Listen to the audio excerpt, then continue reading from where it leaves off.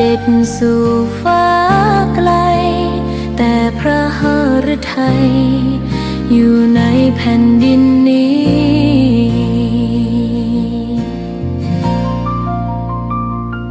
สวนดอกไม้ยังบานดังวันเก่าราวกับเจ้าดอกไม้รู้ว่าพระองค์จากไปแต่กลิ่นหอมยังพัดผ่านใจให้ระลึกถึงพระเมตตาแผ่นดินนี้ยังส่องสว่างด้วยพระคุณอันยิ่งใหญ่ขอเดินตามรอยเท้าแห่งพระแม่ไป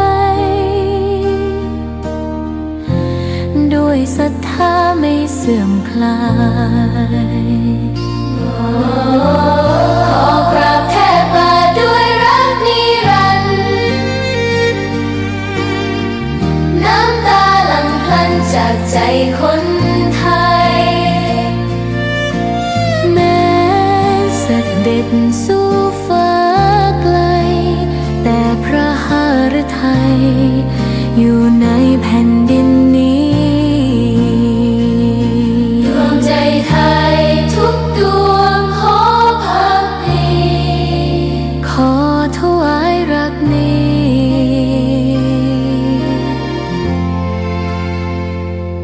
นิรันดร์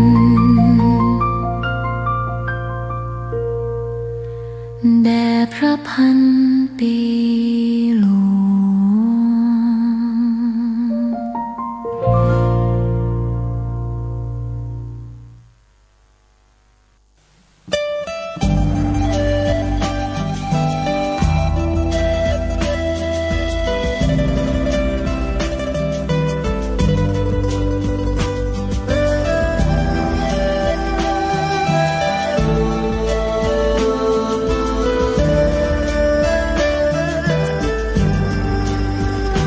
กล้าคิดก็ต้องกล้าท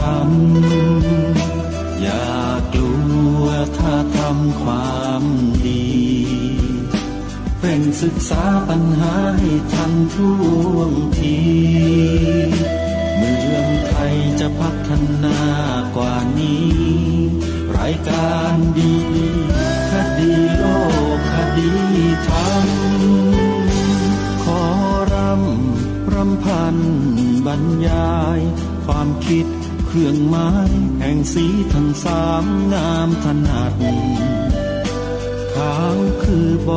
ริสุทธิ์สีสวัสดิ์หมายพระไตรรัตน์และธรรมะคุมจิตไทยแดงคือโลหิตเราใส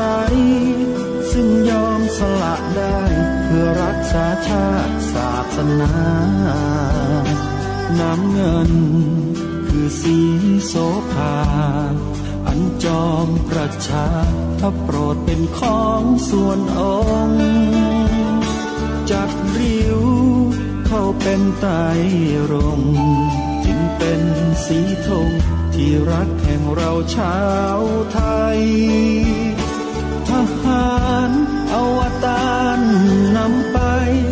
ยงยุทธวิชัยวิชิตก็ชูเกียรติสยามประเทศไทยที่เจริญมั่นคงมาได้จนถึงทุกวันนี้มิได้เกิดขึ้นจากความหวาดกลัวอย่างคลาดเขลาแต่บรรพบุรุษไทยของเราทุกยุคทุกสมัยล้วนแต่มีความกล้าหาญและชาญฉลาดปกป้องเอกราชสร้างชาติให้เกิดความมั่นคงโดยมีธงแห่งพระไตรรัตน์เป็นเครื่องนำชัยจึงเป็นที่มาที่ไปของรายการคดีโลกคดีธรรมกล้าคิดก็ต้องกล้าทำอย่ากลัวถ้าทำความดี เร่งศึกษาปัญหาให้ทันท่วงทีเมืองไทยจะพัฒนากว่านี้รายการดีๆคดีโลกคดีธรรม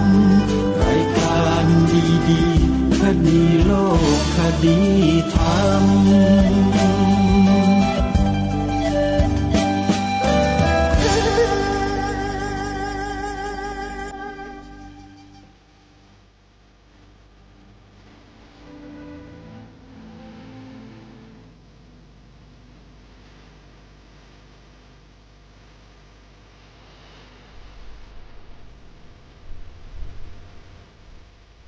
ขอกราบถวายความนอบน้อมแด่พระรัตนตรัย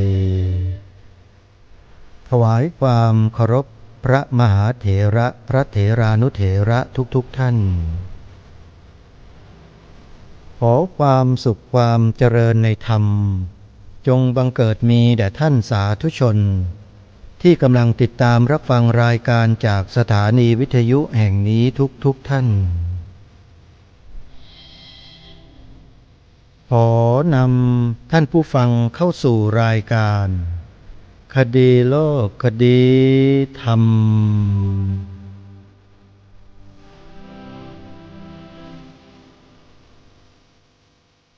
พบกันวันนี้วันแรม4 ค่ำเดือนอ้ายวันนี้ตรงกับวันอังคารที่9 ธันวาคมพระพุทธศักราช 2568 รายการคดีโลกคดีธรรมมีให้ท่านผู้ฟังติดตามรับฟังเป็นประจำทุกวันทางสถานีวิทยุแห่งนี้ท่านสามารถดาวน์โหลดแอปพลิเคชันวิทยุ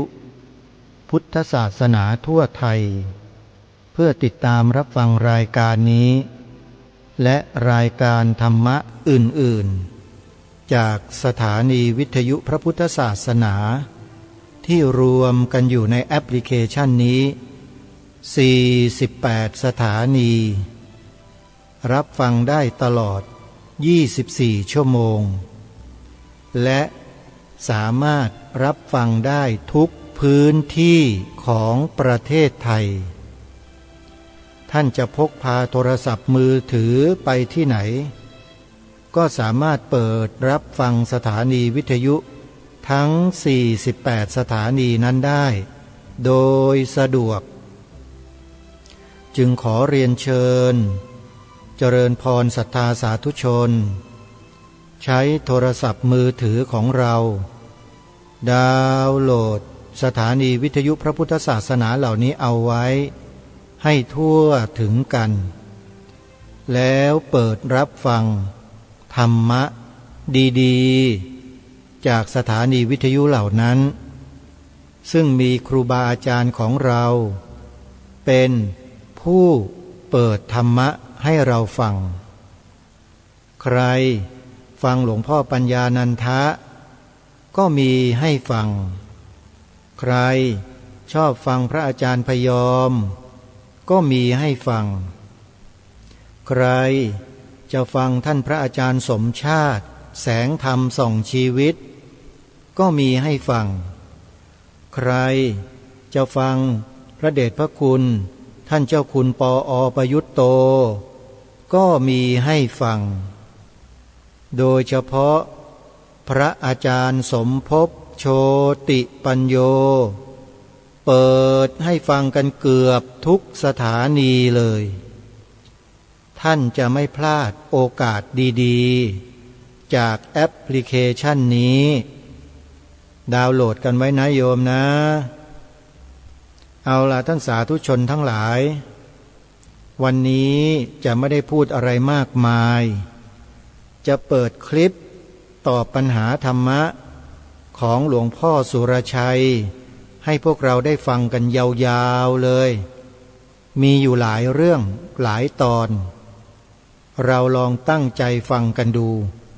ว่าวันนี้จะนำเรื่องอะไรมาเปิดให้พวกเราได้ฟังกันพอจบเป็นช่วงๆตอน ก็จะมาสรุปสั้นๆให้พวกเราได้เข้าใจกันยิ่งขึ้นแล้วก็เปิดต่อไปเรื่อยๆก่อนอื่นประชาสัมพันธ์ข่าวงานบุญให้พวกเรามีส่วนร่วมกันใกล้จะถึงวันงานแล้วงานปริวาสกรรมบวชเนกขัมมะปฏิบัติธรรมณวัดศรีอุดมวงศ์ตำบลศรีสงครามอำเภอวังสะพุงจังหวัดเลยระหว่างวันที่1 ถึง 10 ธันวาคมในคืนวันที่4 ธันวาคมมีกิจกรรมพิเศษงานปฏิบัติธรรมฟังเทศน์ฟังธรรมสอดแจ้งเพื่ออุทิศถวายเป็นพระราชกุศลแด่องค์บูรพมหากษัตริย์11 พระองค์ท่านใดที่เคยมาร่วมกิจกรรมกันแล้วขอให้มาร่วมกันท่านใดที่ยังไม่เคยมาขอให้ท่านได้มากันสักครั้งแล้วท่านจะรู้เองว่าการออกมาจากบ้านแล้วมาร่วมงานที่เป็นบุญเป็นกุศลในลักษณะเช่นนี้เนี่ยดียังไงถ้าท่านไม่มานั่งฟังอยู่แต่ที่บ้านท่านจะไม่ได้รับประสบการณ์และบรรยากาศแท้ๆจริงๆของการอยู่ปฏิบัติธรรมฟังธรรมตลอดทั้งคืนถึงรุ่งเช้าว่าเป็นอย่างไรมาหาประสบการณ์กันนะโยมนะคืนวันที่4มาร่วมงานกันที่วัดศรีอุดมวงศ์พอถึงรุ่งเช้าวันที่5 ธันวาคมเราก็นำข้าวสารอาหารแห้งมาทำบุญใส่บาตรในช่วงเช้าเสร็จแล้วอุทิศถวายเป็นพระราชกุศลแด่องค์บูรพมหากษัตริย์ของเราเป็นการแสดงออกถึงความจงรักภักดี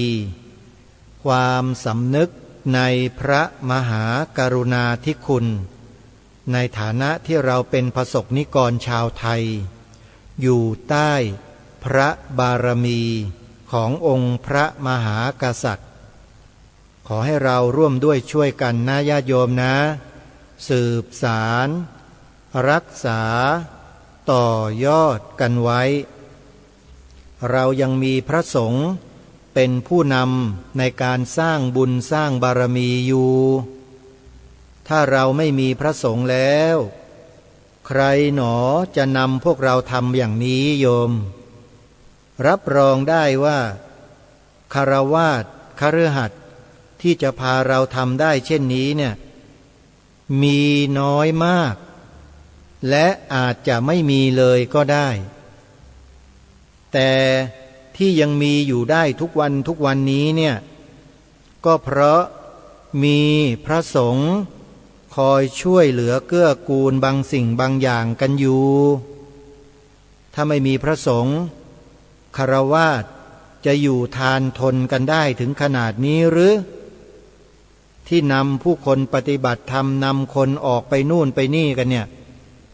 อันนี้ไม่ได้ดูถูกนะโยมแต่พูดถึงความเป็นจริง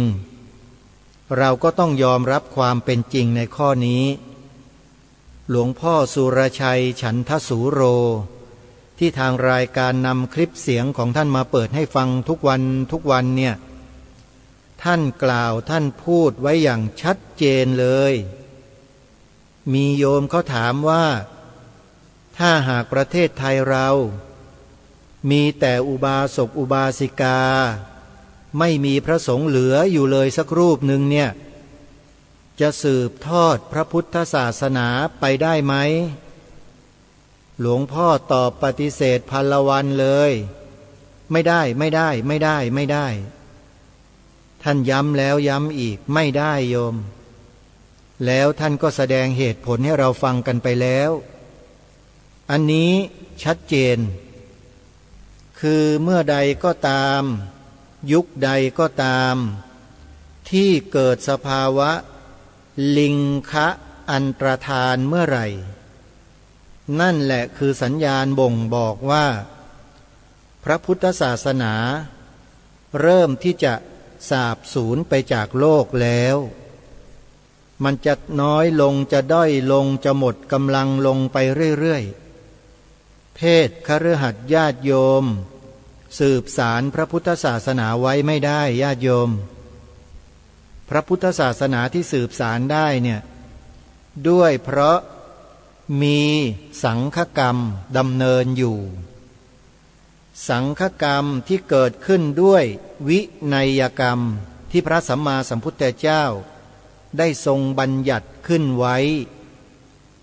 คือเรื่องของศีล127ศีล8ของคฤหัสถ์และศีล5ของคฤหัสถ์ทั้ง3ส่วนนี้ร่วมด้วยช่วยกันส่งเสริมซึ่งกันและกันทำให้พระพุทธศาสนายังคงดำรงมั่นอยู่ได้ถึงวันนี้แต่ถ้าเมื่อใดลิงคะอันตรธานหมายความว่าเพศภาวะของพระภิกษุสงฆ์ไม่มีเหลืออยู่แล้ว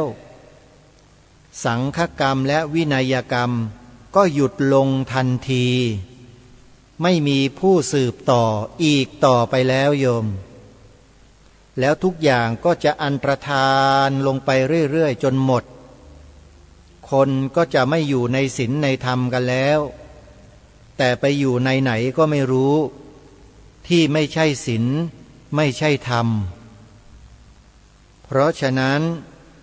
ในขณะที่ยังมีพระสงฆ์ปฏิบัติกิจนำพาพวกเราบำเพ็ญบุญกุศลกันอยู่ขอให้เราร่วมด้วยช่วยกันไว้นะโยม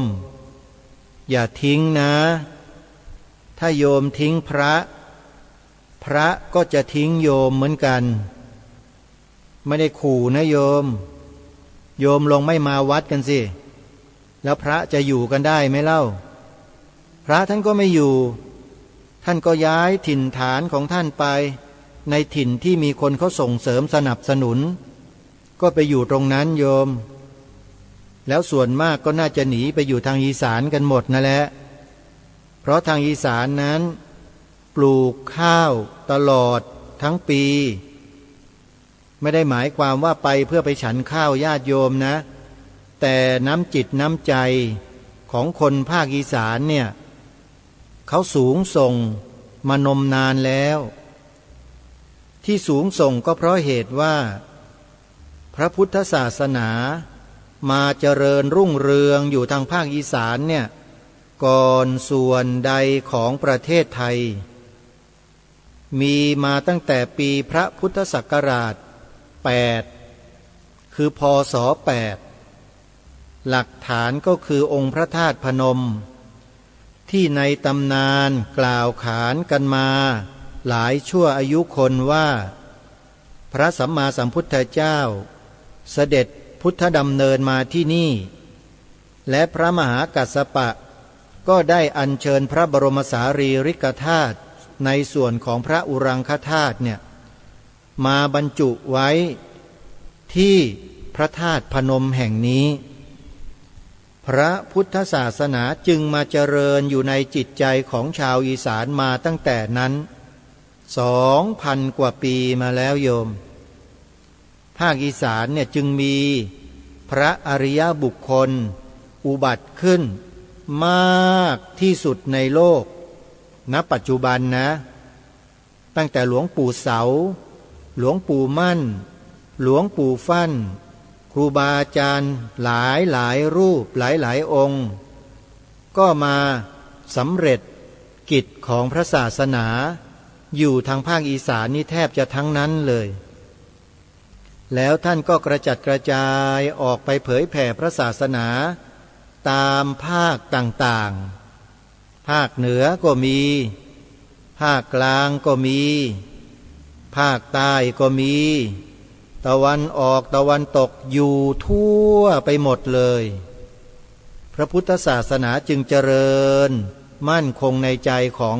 คนไทยเรามาโดยตลอดและมาในยุครัตนโกสินทร์ตั้งแต่ตอนต้นมาครูบาอาจารย์ที่สืบทอดคำสอนของพระสัมมาสัมพุทธเจ้า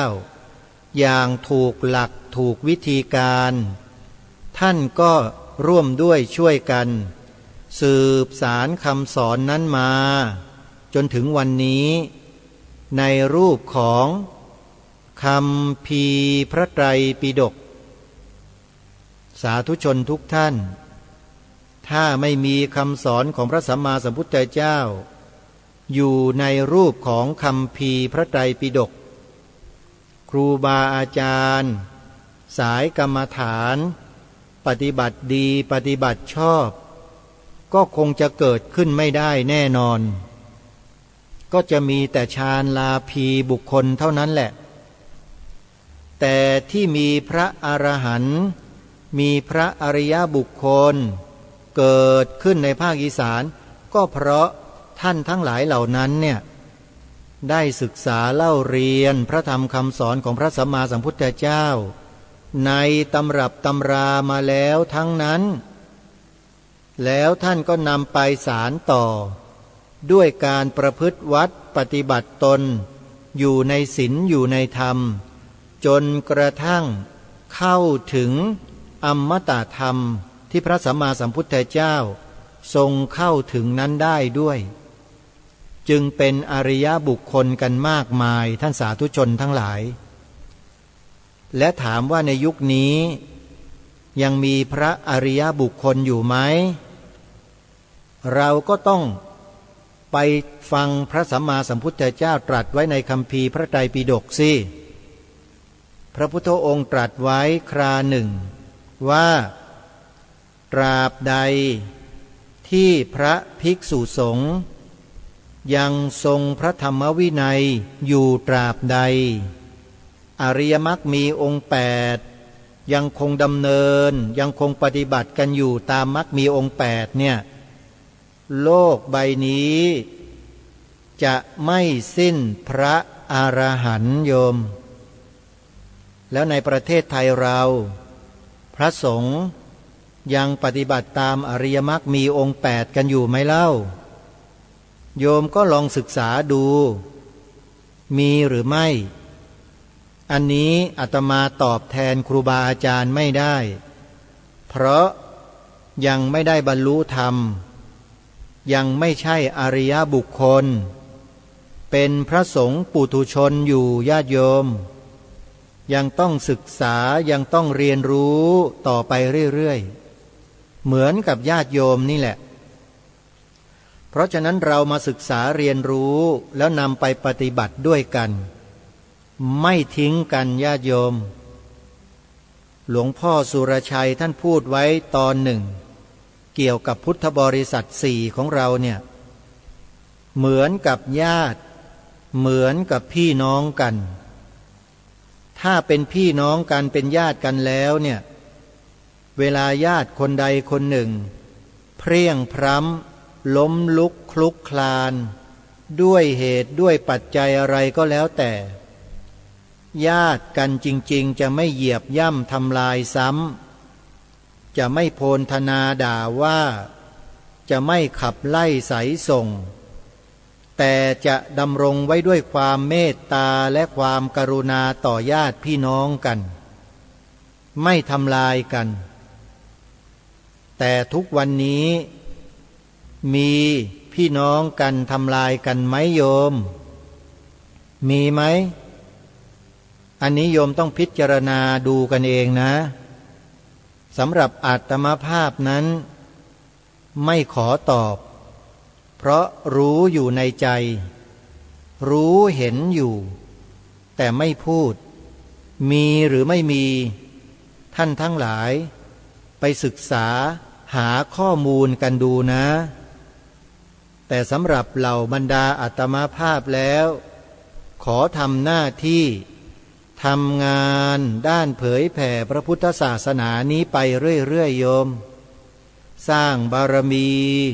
สร้างบุญสร้างกุศลไปอย่างนี้แหละ จนกว่าจะบรรลุถึงพระอริยะนั่นแหละโยมชาตินี้ไม่ได้ก็ไปชาติหน้าชาติหน้ายังไม่ได้ก็บำเพ็ญกันไปปฏิบัติกันไปต่อไปพบชาติต่อไปเรื่อยๆเชื่อพระพุทธเจ้าว่า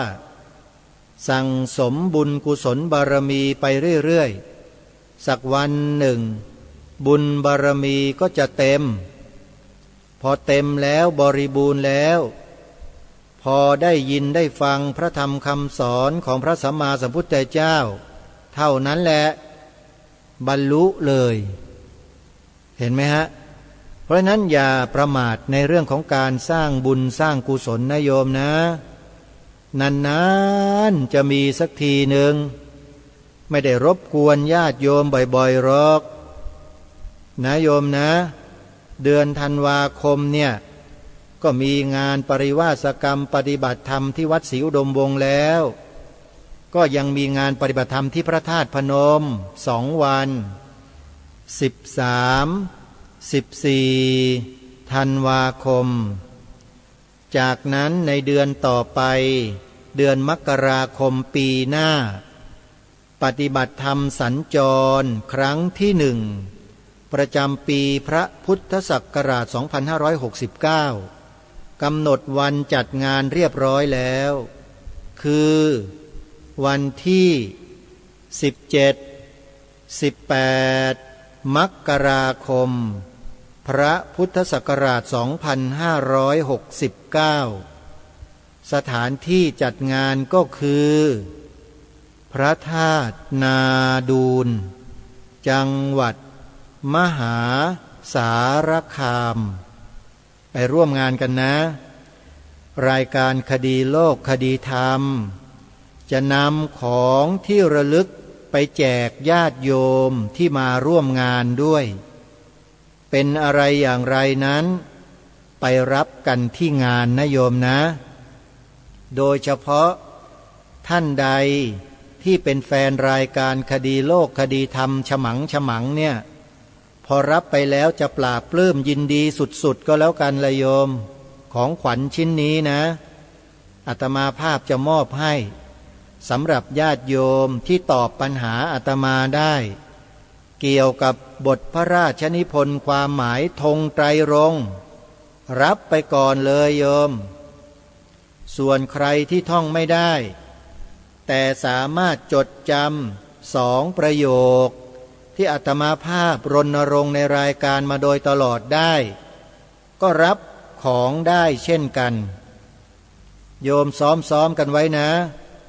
แล้วเดี๋ยวอาตมาภาพจะให้เล่นเกมกันช่วงกลางคืนกลางค่ำนี่แหละตอนที่กำลังง่วงเนี่ยโยมแจกของที่ระลึกญาติโยมทุกธรรมาสเรียกว่าครูบาอาจารย์รูปไหนแสดงธรรมจบแจกของหลังจากนั้นแสดงธรรมจบแจกของกันทุกธรรมาสเลยโยมนะใครต้องการก็ไปร่วมงานกันที่พระธาตุนาดูล17-18 มกราคมเสร็จจากนั้นก็มีกิจกรรมงานปฏิบัติธรรมสัญจรครั้งต่อไปจะนำไปประกาศในงานที่พระธาตุนาดูลในเบื้องต้นนี้ได้คุยกันไว้ว่าจะไปจัดกันที่จังหวัดสกลนครที่พระธาตุเรนูญาติโยมคงจะรู้จักกันนะมีบทเพลงที่เกี่ยวกับเรนูนครโด่งดังมากขับร้องโดยสอนคีรีศรีประจวบญาติโยมก็คงจะรู้จักกันดีเนาะเพลงนี้ที่บอกว่าเรนูนครถิ่นนี้ช่างมีมนต์ขลังนะญาติโยมก็คงจะฟังกันได้คงจะเคยฟังกันนะนั่นแหละโยมเรนูนครนั่นแหละจะไปจัดกันครั้งที่2ที่นั่นนะเอาละใครสะดวกไปกับครูบาอาจารย์รูปไหนก็ติดต่อไปที่ครูบาอาจารย์รูปนั้นนะไม่ว่าจะเป็นวัดอารามมงคลวัดป่าจริยธรรม วัดสวนป่าดอนยานาง วัดบ้านปลาคูนวัดศรีอุดมวงศ์วัดสามชุกวัดหนองกายวัดฝายหินอันนี้อยู่ไกลเชียงใหม่ไม่รู้จะมาได้หรือเปล่าญาติโยมมาก็ไม่อยากจะรบกวนครูบาอาจารย์ท่านเพราะว่าต้องใช้จ่ายเยอะในการเดินทางเนี่ยเพียงแค่แสดงความจำนงก็แล้วกันแล้วโยมก็เดินทางมาที่พระธาตุนาดูลกันนะโยมนะเอาละท่านสาธุชนวันนี้ขอใช้เวลาเพียงเท่านี้แหละเดี๋ยวจะให้เรามาฟังสิ่งที่ดีๆจากหลวงพ่อสุรชัยด้วยกันวันนี้จะเริ่มต้นด้วยการตอบธรรมะเกี่ยวกับเรื่องของคำพูดของคนหลวงพ่อท่านตอบปัญหาโดยมีหัวข้อที่บันทึกไว้ในคลิปว่าวิธีตัดสินคำพูดว่าเป็นคนชั่วหรือคนดีด้วยหลัก4 ข้อนี้ลองมาฟังดูสิว่าหลวงพ่อท่านจะยกธรรมะข้อไหน4 ข้อมาเป็นเครื่องตัดสินคำพูดของคนในยุคปัจจุบันว่าอันไหนเป็นคำพูดที่ดีอันไหนเป็นคำพูดที่ชั่วไปติดตามรับฟังพร้อมๆกันได้ณ บัดนี้พระเจ้าทรงให้วิธีตัดสินนะตัดสินคำพูดของคนชั่วกับคนดีแล้วลองดูไว้นะว่าใครเป็นคนชั่วใครเป็นคนดีเนี่ยฟังจากคำพูดมีหลักการอย่างหนึ่งหลักการคือ4 ข้อที่แยกคนชั่วกับคนดีคำพูดของคนชั่วเนี่ยคือพูดถึงความชั่วของผู้อื่นทั้งที่เขาไม่ได้ถามถ้ามีการถามก็พูดถึงความชั่วของคนอื่นอย่างพิสดารอย่างเจรไนเลยพวกเนี้ยอย่างเนี้ยก็เรียกว่าคำพูดของคนชั่วนะ1 ข้อละข้อที่2พูดถึงความดีของตนเองฉันจบปริญญา9นะโดยที่ไม่มีคนถามถ้ามีคนถามก็จะเจรไนถ้าเป็นปริญญา108เลยคือพูดถึงความดีของตนทั้งที่ไม่มีใครถามถ้ามีคนถามแล้วพูดแบบพิสดารนี่คือคนชั่วคำพูดของคนชั่วนะ2 ข้อนะ2 ข้อแล้วคำพูดของคนดีมียังไงพูดถึงความดีของคนอื่นทั้งที่ไม่ได้ถามถ้ามีคนถามก็พูดอย่างพิสดารนี่คือคนดีคำพูดของคนดีแล้วก็ที่4พูดถึงความชั่วของตนเองโดยที่ไม่มีคนถามว่าตัวเองทำอะไรผิดนะยอมรับในพระพุทธศาสนาเนี่ยพุทธเจ้าฝึกพระให้ยอมรับความผิดของตนเองโดยที่ไม่ต้องมีใครมาตำรวจไม่ต้องมาเสือกเลยหรือว่าใครก็ไม่ต้องพระต้องพิจารณาและปรงอาบัติเนี่ยเขาเรียกว่าพูดถึงความชั่วของตนทั้งที่ไม่มีคนโจทย์คือพระต้องปรงอาบัตินี่คือความดีถ้าเกิดมีการถามก็พูดถึงความชั่วของตนอย่างพิสดารครบถ้วนนี่คือคำพูดของคนดีทีนี้สื่อที่ทุกวันนี้มันออกมาจ้วงจับอย่างผู้ยี่ผู้ยำเนี่ยอ้างถึงความชั่วคนนู้นพรรณนาความชั่วของคนนี้เนี่ยมองแล้วเป็นเวลาเป็นเดือนๆแล้วนะมองมาดูอันนี้นี่คือวาจาของคนชั่วแท้ๆเลยแล้วก็ขยายไปให้ผู้คนเป็นจำนวนมากผู้คนก็รับอิทธิพลซึมซับของความชั่วของคนแล้วก็แยกไม่ออกว่าอันนั้นคือความชั่วทั้งที่เขาพูดเนี่ยเป็นพูดถึงความชั่วมันกลับยกย่องว่าเขาพูดดีมันก็เลยรู้ว่าอันนี้เป็นความเสื่อมถอยโดยรวมของศีลธรรมเอาละท่านผู้ฟังหลวงพ่อสุรชัยท่านตอบปัญหาข้อนี้จบลงไปแล้วถึงลักษณะของคนชั่วคำพูดของคนชั่วกับคำพูดของคนดีชัดเจนนะคนชั่วเนี่ยเวลาคำพูดของเขาดูแล้วเป็นความชั่วก็คือพูดเรื่องความชั่วของคนอื่นอย่างพิสดารทั้งที่ไม่มีใครเขาถามหรือข้อ2พูดเรื่องความดีของตนเองโดยพิสดารไม่มีใครถามเหมือนกันแต่ยกตัวเองอยู่ตลอด นี่คือลักษณะของคำพูดคนชั่ว แต่ถ้าคำพูดของคนดี คนดีนั้นพูดเรื่องราวของความดีคนอื่นโดยที่ไม่ต้องให้มีใครมาถามก็พูดความชั่วของตนเองก็เหมือนกันจรนัยบอกผู้อื่นโดยไม่ต้องมีใครมาถามคือยอมรับว่าตนเองชั่วนี่คือลักษณะของคำพูดของคนดีแล้วท่านก็ทิ้งท้ายเอาไว้ว่าสื่อทุกวันนี้ก็เข้าข่าย2 ข้อแรกคือนำเสนอแต่เรื่องชั่วของคนอื่นทั้งที่ไม่มีใครเขาถามเลยนำมาโพลธนานำมาออกอากาศให้คนรู้อย่างกว้างขวางมากมายอันนี้แหละเป็นคำพูดของสื่อชั่วหลวงพ่อท่านพูดชัดนะโยมอาตมาไม่ได้ว่านะนำคำของท่านมากล่าวเพราะฉะนั้นชัดเจนนะท่านผู้ฟังทุกวันนี้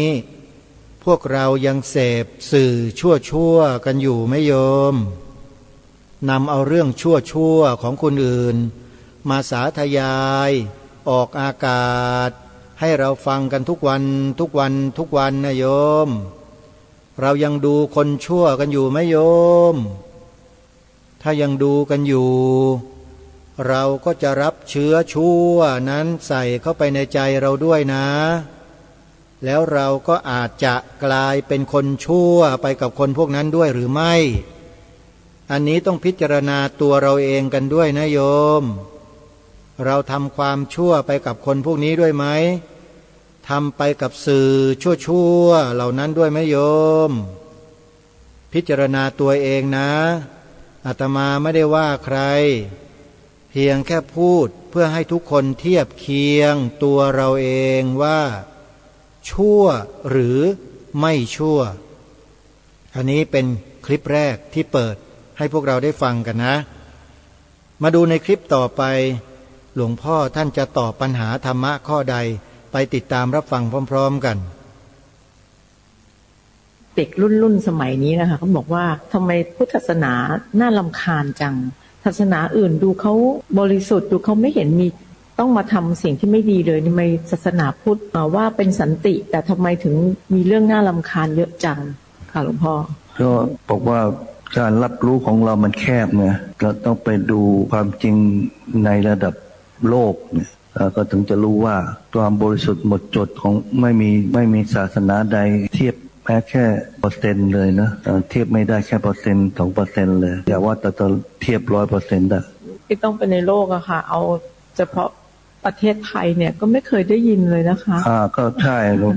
เพราะมันอยู่ในลักษณะของการมุ่งทำลายเนี่ยก็คือมันเป็นโลกอยู่ในกาลาก็เลยได้รับข้อมูลเฉพาะส่วนที่เขากำลังทำร้ายพ่อแม่ตัวเองก็ยังมองไม่รู้จะมีความรู้สึกว่าในประเทศไทยเราเนี่ยศาสนาอื่นเขามีความประพฤตินักบวชของเขามีความประพฤติที่ดีงามมากศาสนาพุทธซะอีก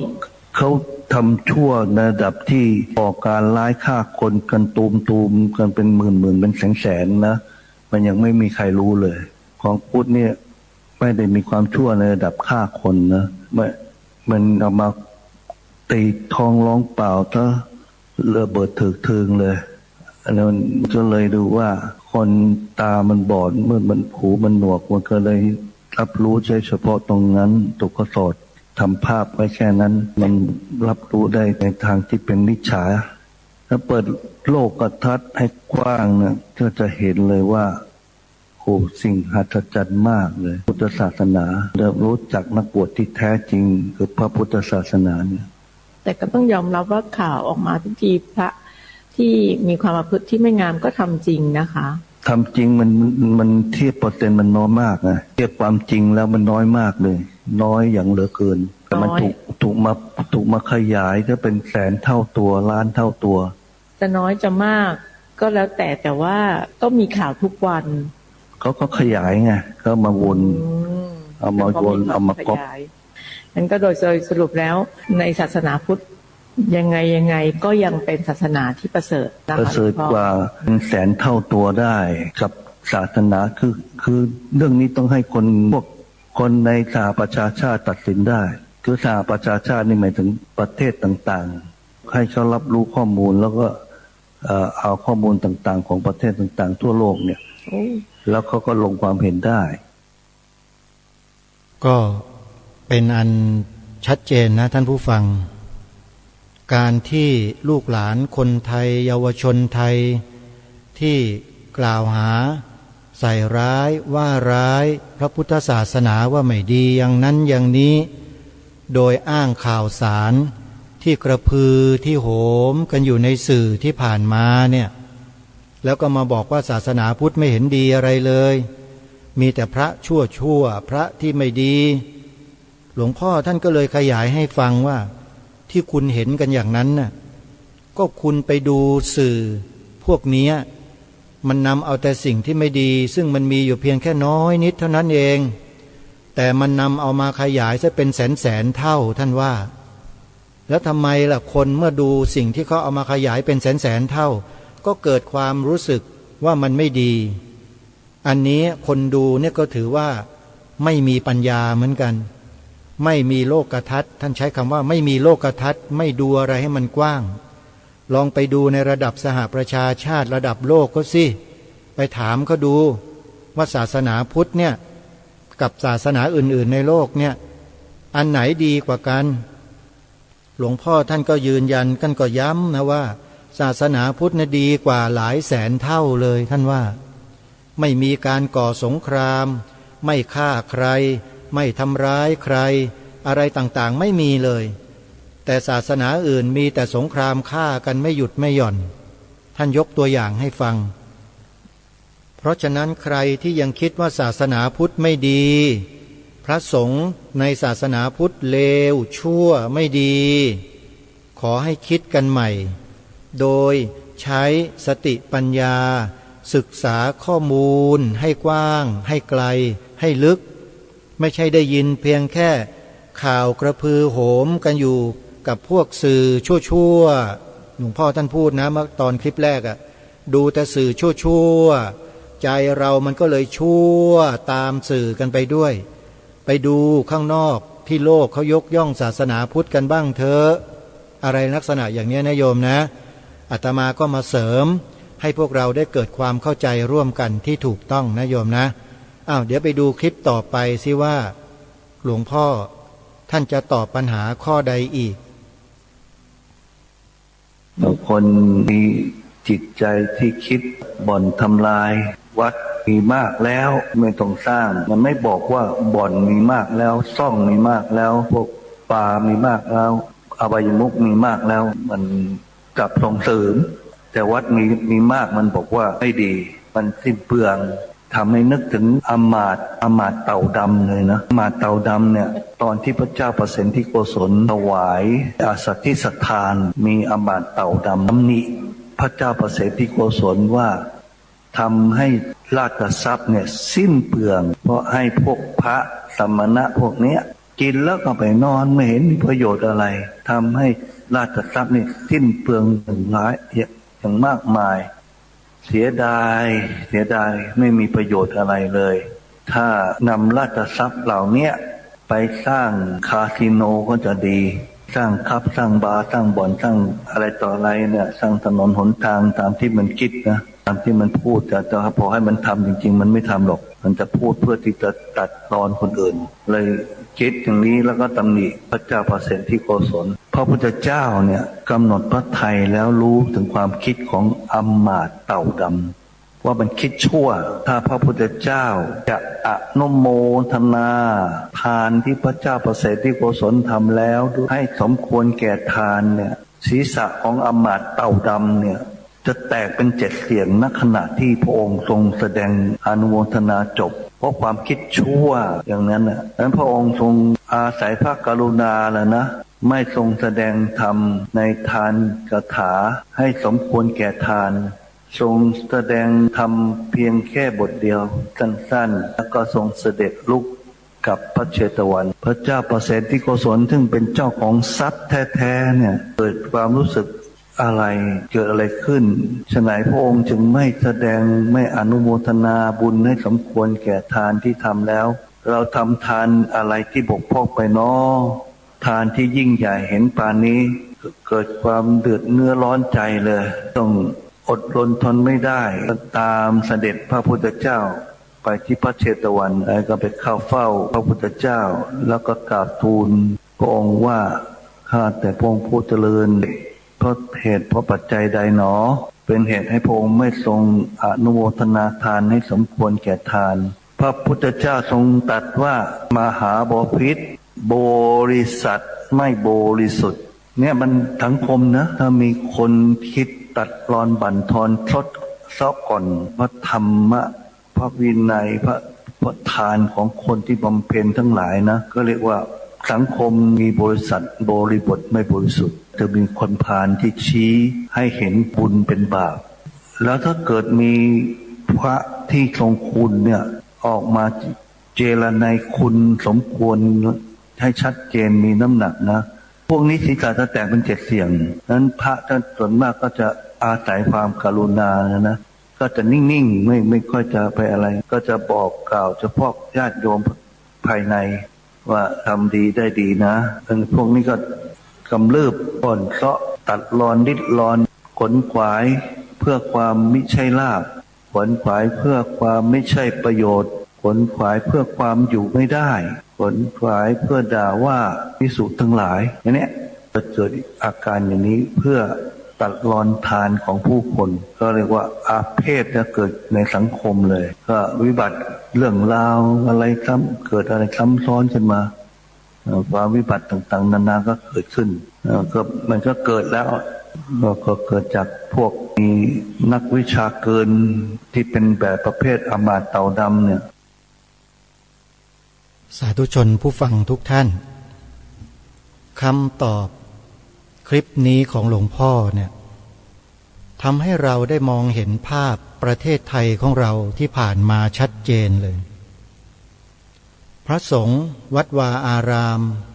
ในประเทศไทยของเราทำประโยชน์ให้กับสังคมมากมายมหาศาลแต่พวกอมาตย์เต่าดำท่านใช้คำนี้นะในพระไตรปิฎกเขียนเอาไว้ท่านก็ยกมาอมาตย์เต่าดำพวกเนี้ยมองไม่เห็นประโยชน์แล้วก็ชี้โทษกล่าวโทษสารพัดสารเพพระสัมมาสัมพุทธเจ้าได้รับทานอันยิ่งใหญ่จากพระเจ้าประเสนที่โกศลพออมาตย์เต่าดำคนนี้ซึ่งเป็นบริษัทที่ไม่บริสุทธิ์เนี่ยกล่าวกับพระเจ้าประเสนที่โกศลในลักษณะดังกล่าวที่เราฟังหลวงพ่อท่านพูดเนี่ยคือขัดต่อทานของพระเจ้าประเสนที่โกศลไปสารพัดเลยไปให้มันทำไมพวกพระพวกนี้กินแล้วก็นอนไม่เห็นมีประโยชน์คำในลักษณะเช่นนี้มันเกิดขึ้นในสังคมไทยเราแล้วนะโยมเกิดจริงๆนะและไม่ใช่เกิดอย่างเดียวมันยังบ่อนแซะทำลายวัดวาอารามในพระพุทธศาสนาของเราแล้วด้วยพวกอมาตย์เต่าดำเนี่ยยกตัวอย่างให้ฟังเช่นวัดพระธรรมกายอย่างเนี้ยแล้วก็ล่าสุดวัดพระบาทน้ำพุอย่างเนี้ยโยมชัดเจนนะอาตมาว่าชัดเจนเลยก็ลองพิจารณากันดูแล้วกันว่าจริงหรือไม่จริงเป็นไปตามนั้นหรือไม่อันนี้ฝากไว้ให้คิดกันช่วงท้ายรายการวันนี้ญาติโยมอาตมาไม่ได้เป็นพวกใครทั้งนั้นแหละพูดตามหลักพระธรรมวินัยแต่ถ้าใครมีจิตลำเอียงช่วยไม่ได้นะลำเอียงเพราะรักเพราะโกรธเพราะหลงเพราะกลัวอย่างใดอย่างหนึ่งช่วยไม่ได้อยากลำเอียงเองนี่พระธรรมวินัยของพระสัมมาสัมพุทธเจ้าไม่เคยมีความลำเอียงนะตรงไปตรงมาเมื่อเกิดเหตุอะไรขึ้นก็ต้องบอกว่าเกิดเหตุนั้นขึ้นตรงๆแล้วมันเกิดจริงๆวัดพระธรรมกายเนี่ยสมมุตินะครับไปทำความเสื่อมเสียอะไรให้กับบ้านเมืองนั่นน่ะไปทำความเสื่อมเสียให้อะไรกับพระศาสนามีไหม เอาความจริงขึ้นมาพูดกันมีตรงไหนบอกมาเสียหายยังไงนะฮะวัดพระบาทน้ำพุหลวงพ่ออลงกฎอย่างเนี้ยท่านไปทำความเสียหายให้กับชาติบ้านเมืองตรงไหนมีแต่ช่วยเหลือคนยากคนจนคนป่วยคนใกล้จะตายเอาไปดูแลอยู่แต่ถูกทำลายนี่เขาเรียกว่าทำลายผลประโยชน์ที่พระพุทธศาสนาจะควรมีควรได้ใช่หรือไม่อันนี้ขอฝากอมาตย์เต่าดำทั้งหลายด้วยนะฟังแล้วเอาไปคิดกันถ้าหากยังจะทำกันอย่างนี้ต่อเดี๋ยวกรรมมันจะส่งผลในชาตินี้เร็วๆนี้แหละถ้ายังไม่หยุดกันนะฝากเอาไว้ด้วยนะอมาตย์เต่าดำทั้งหลายนะเอาล่ะญาติโยมเวลาของรายการหมดแล้วต้องขอสมมุติยุติไว้แต่เพียงเท่านี้พบกับรายการได้ใหม่ในวันต่อไปขอความสุขความสวัสดีในธรรมแห่งองค์สมเด็จพระบรมศาสดาสัมมาสัมพุทธเจ้าจงปรากฏเกิดมีขึ้นในจิตใจของท่านผู้ฟังทุกท่านทุกคนเทินขอเจริญพรกล้าคิดก็ต้องกล้าทำอย่ากลัวถ้าทำความดีเร่งศึกษาปัญหาให้ทันท่วงทีเมืองไทยจะพัฒนากว่านี้รายการดีๆคดีโลกคดีธรรมขอรำพันบรรยายความคิดเครื่องไม้แห่งสีทั้งสามงามถนัดขาวคือบริสุทธิ์สีสวัสดิ์หมายพระไตรรัตน์และธรรมะคุ้มจิตไทยแดงคือโลหิตเราใสซึ่งยอมสละได้เพื่อรักษาชาติศาสนาน้ำเงินคือสีโสภาอันจอมประชาถ้าโปรดเป็นของส่วนองค์จัดริ้วเข้าเป็นไตรรงค์จึงเป็นสีธงที่รักแห่งเราชาวไทยทหารอวตารนำไปยงยุทธวิชัยวิชิตก็ชูเกียรติสยาม